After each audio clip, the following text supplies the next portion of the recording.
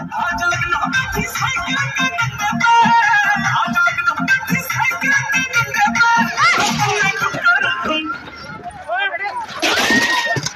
मैं हूं आपके साथ निधि विश्वकर्मा और आप देख रहे हैं यूपी 24 नेटवर्क ग्लोबल। क्या एक शादी का जश्न किसी की मौत का मंजर बन सकता है?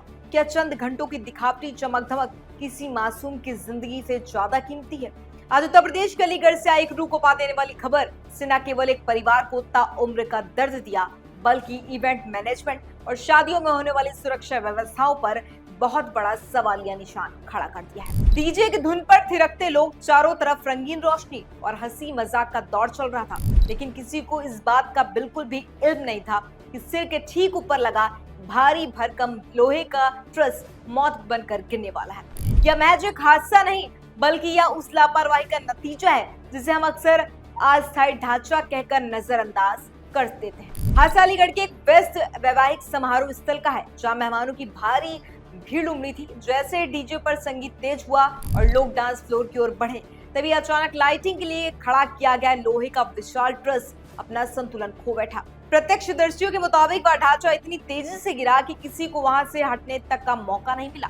इस भारी लोहे के फ्रेम की चपेट में एक मासूम बच्चा आ गया, जो उस वक्त वहीं पास में खड़ा था।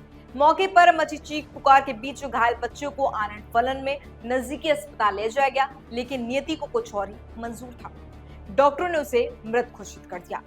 शादी की सहनाइयां एक पल में मातम के सन्नाटे में तब्दील हो गई और जिस घर से डोली उठनी थी, वहां से एक मासूम का जनाजा उठने लगा।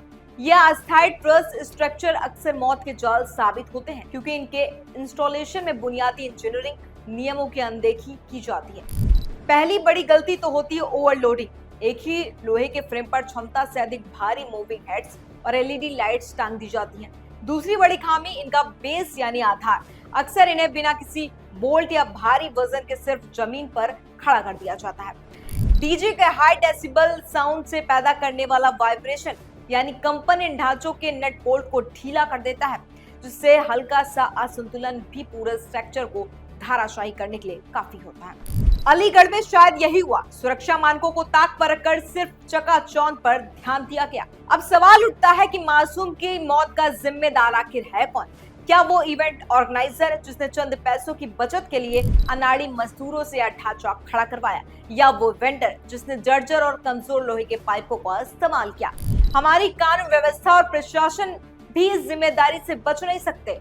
आखिर क्यों ऐसे सार्वजनिक आयोजनों के लिए कोई सख्त सेफ्टी ऑडिट अनिवार्य नहीं है?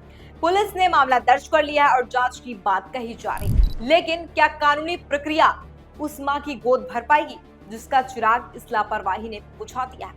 यह एक घटना, एक चेतावनी है हर व्यक्ति के लिए जो अपने घर के कार्यक्रमों में बिना जांचे परखे ऐसे वेंडर्स को काम सौंप देते हैं। अलीगढ़ का यह हादसा हमें ये सोचने पर मजबूर करता है कि क्या हम दिखावे की अंधी दौड़ में अपनों की सुरक्षा भूल चुके हैं? हम सजावट पर लाखों खर्च करते हैं, लेकिन सुरक्षा के लिए चंद रुपया या कुछ मिनट खर्च करना हमें फिजूल लगता है।